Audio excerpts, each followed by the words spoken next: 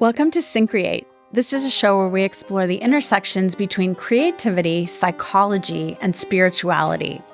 We believe everyone has the capacity to create, and our goal is to demystify the process and expand the boundaries of what it means to be creative. I'm Melinda, and I help individuals and organizations bring their dreams and visions to life. At Syncreate, we're here to support your creativity. So if you have an idea for a project and you're not quite sure how to get it off the ground, reach out to us. We've got resources, coaching, creative process tools to help bring your work to the world. So please get in touch. So today I want to talk a little bit about, just a mini episode here, about kind of creativity and meaning making. This is a theme that comes up for me so much in my work with clients, in my teaching with students. I teach a course on creativity, individuation, and Jungian psychology at Saybrook University. And so what we explore in that course is this idea of individuation, which is the journey to wholeness that takes place across the lifetime. And this idea that, using creativity, among other things, we can make meaning of our experiences in life, particularly those that are challenging, difficult, traumatic. And really, the way that we learn and grow and develop is through making meaning of these difficult experiences. So we don't necessarily learn and grow that much when things are just rolling along and, smooth and wonderful. We actually learn the most from when we experience difficulty, suffering, loss, all these kinds of things, which cause us to kind of go inward and reflect a little bit, like, what happened there? Like, maybe I need to do some healing. Maybe there are some boundaries I need to set in a given situation. Maybe I need to change my life in some way, which can be difficult, maybe a different job, different partner, choosing to leave a relationship or perhaps enter into a new one or move to a different city or a different country, but it's these major life changes which can be the most stressful and challenging, but also potentially the ones that we can learn and grow from the most. And so what I explore in this class with my students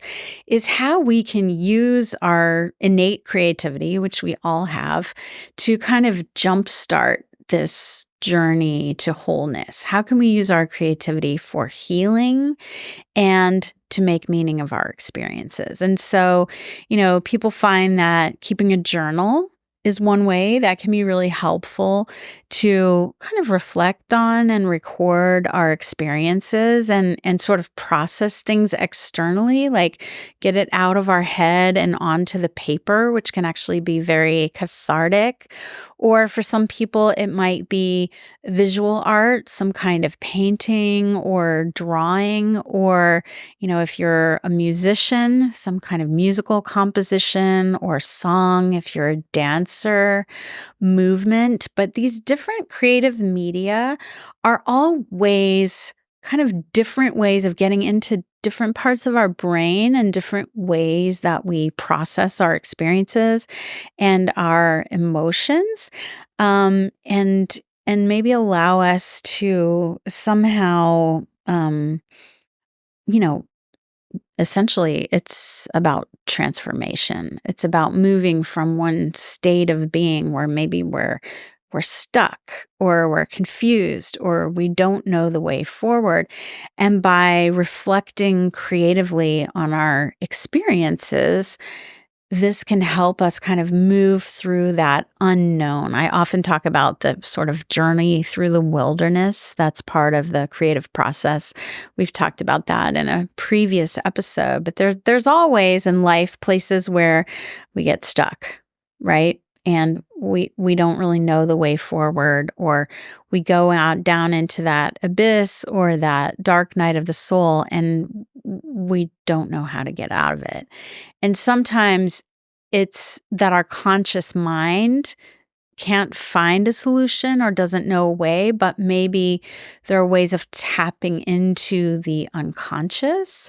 So paying attention to our dreams, different symbols and images, or even words of wisdom that appear in dreams, or, just allowing our brains a break from the usual day-to-day linear go, and just engaging in a creative practice can open up different possibilities for us. So I know for myself personally, songwriting is really helpful for this.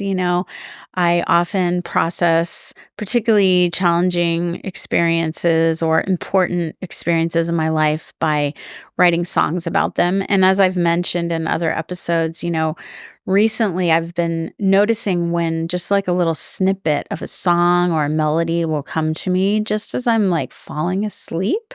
And if I can record that, on a voice memo on my phone or something, it's something I can come back to later and develop into, a full song. And that's been really fun. But there's many different ways of going about this. And even if you don't consider yourself to be an artist per se, we can all journal, we can all write. Nobody else has to see it. By the way, you could write something out, and just the act of writing, like I said, can be very cathartic and healing. And then you could burn it if you don't want anyone else to see it. I find journaling to be helpful because it helps me create a record of my life. And I don't often go back and read my journals, but sometimes I do.